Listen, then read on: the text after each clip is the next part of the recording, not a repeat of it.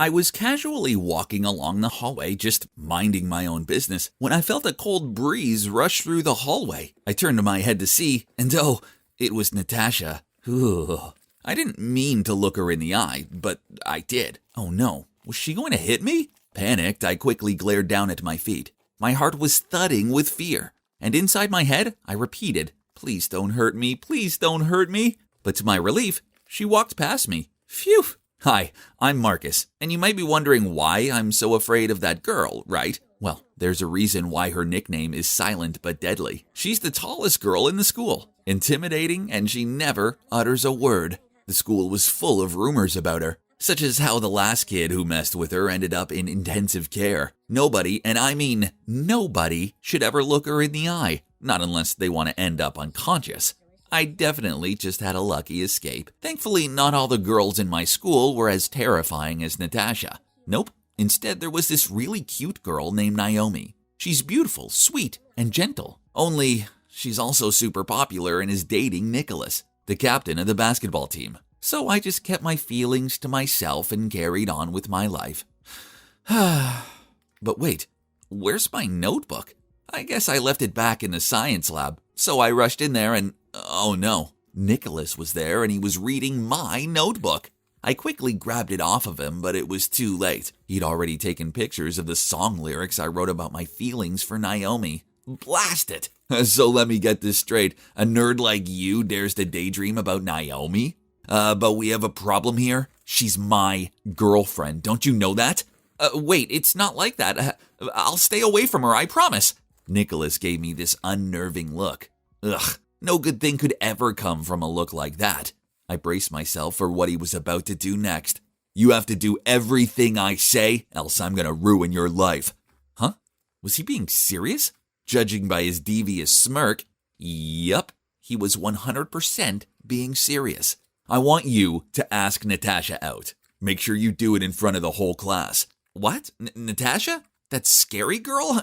How could I? If you say no, the entire school will know about this. Then he waved his phone in front of me. Ugh, that vile Nicholas. But I couldn't risk my song being sent to everyone, so it looked like I had no choice. So the following day, I walked over to Natasha's desk and asked her, Natasha, will you be my girlfriend? The whole class was silent. Then they burst out laughing. She glared at me. Ugh, this wasn't good. I winced, preparing for the death punch. But instead, she led me out into a corner of the hallway. Then she gave me this weak smile, followed by a nod. Oh my God, did she just agree to be my girlfriend? This is crazy. It was completely beyond my expectations. But, whew, at least I was still alive, right? And that's how I ended up dating the scariest girl in school. She never spoke to me, not even a word. So I just helped her with her studies and carried her stuff around. We also exchanged numbers, but we only chatted through messages. Then one day when I was on my way to have lunch with Natasha, Nicholas strolled over to me and told me I had to take her to the cinema to catch this awful-looking rom-com, which didn't seem like her thing at all. But what other choice did I have? Nicholas' words were orders. So I asked her over lunch, and to my surprise, Natasha smiled, then gave me a big thumbs up as agreement. When I went to pick up Natasha, she was already waiting for me on her porch. She walked over with a notepad. Curious, I asked her why she had it, and she wrote, I won't be able to text you during the movie, so this will have to do. Yup, Natasha has always been different from everyone else, so I didn't ask anymore. During the film, I noticed Natasha was crying, so when it was over and we stopped for lunch, I teased her. I saw you crying during the movie. She slammed her notepad on the table after she wrote, I was not crying. I just laughed and took her home. Maybe she wasn't as scary as the rumors made her out to be.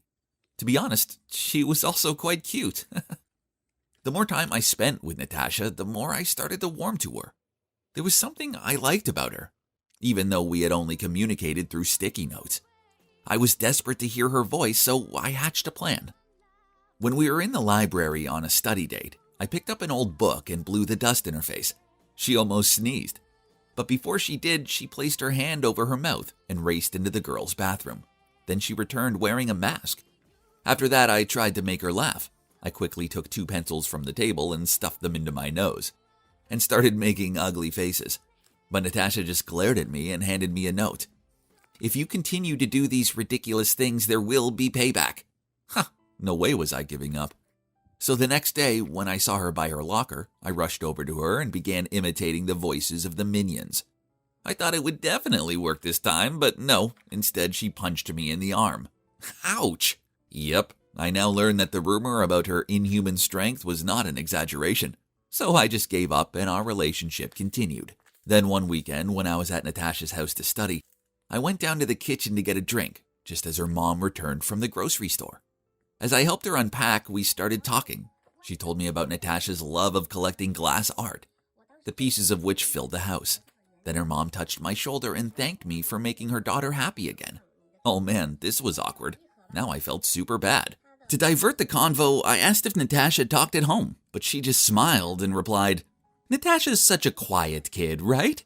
Then she told me how it's because Natasha's always been taller than the other kids, but she has a squeaky voice. This led to lots of teasing, and once she got so upset, she pushed a boy over and accidentally caused him to have a nosebleed. Since then, people started to shun her, so she withdrew from herself and stayed silent. Hearing this made me feel so guilty. What I was doing was wrong, and Natasha didn't deserve this. Then her mom said something that truly shocked me. In middle school, this one girl named Naomi was horrible to all. The mean comments got so bad she refused to go into school for weeks at a time. Huh? Naomi? The same Naomi I know? No way! Confused, I told Natasha's mom I needed to leave and left her looking bewildered as I ran out of there. My mind was a mess. I had a crush on a mean girl. And I'm just as bad, if not worse, after what I did to Natasha. Then my phone rang with a text from Natasha. It said, "Sorry if my mom said something she shouldn't have. You okay?" I texted back, "We need to talk tomorrow, please." So we decided to meet at her house the next day. Alone in her living room, I told her everything, including my notebook, liking Naomi and how Nicholas was blackmailing me. "Natasha, please, you have to believe me. I'm sorry I did this to you." I saw the hurt look in her eyes. Then she threw a note at me and ran to her room. The note told me to get out, but before I did, I stood on the other side of her door. "I don't expect you to forgive me, but I couldn't continue our relationship on a lie. Look, I like you, and I don't want to deceive you anymore." After that, I left, and I also texted Nicholas that I didn't care if he told everyone. I'm done being his puppet. The next day, I expected school to be intolerable, but to my surprise, nothing happened. Instead, I saw that Natasha was trying to sort out her locker. A crowd had gathered around her, and Naomi was taunting her. "How does it feel to know that even your boyfriend likes me more? He doesn't like you." Natasha carried on sorting out her books, but I could see that she was fighting back tears. Furious, I pushed past them all and told Naomi to stop. She just jokingly said, "You know, if you wanted to date me, you could have just asked. You didn't have to spend so many months suffering with this giant scarecrow. You're right, I did like you back when I thought you were a nice person. But now I know the true you. You're a coward who only feels good when it's at the expense of someone's misery. And I can see why you target Natasha the most, because she has two things you'll never have, a true kind heart and a loving spirit." After that, I pulled Natasha away and told her how sorry I am. But she didn't even glance at me and just walked off. A few days later, after PE class, I was about to go to the locker room when a classmate, Dante, came up to me. "Marcus, help me carry the PE equipment into the storage room, please. I have a stomachache." He hugged his stomach, then hurriedly ran away. Without thinking much, I packed up the equipment and carried it into the storage room. As soon as I put it down, I realized that Nicholas, Naomi, and some guys from the basketball team were waiting there for me. "Oh, well, Marcus, do you really like that weird Natasha? Didn't see that coming." Then the whole group burst into laughter. "You have no right to say that to her. Take a look at yourself." "Whoa, are you defending her?" Then she turned to Nicholas. "Babe, show him who's the boss here." Then she pulled out her phone and started recording. Nicholas smirked, then grabbed my shirt collar with one hand and reached out his fist to me with the other.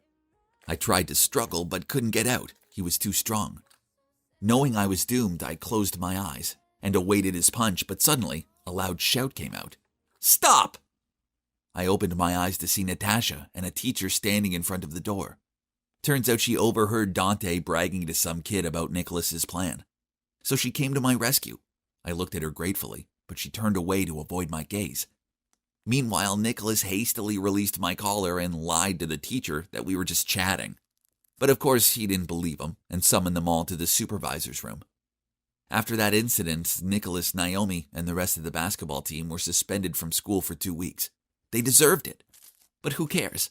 I have more important things on my mind, such as winning back Natasha.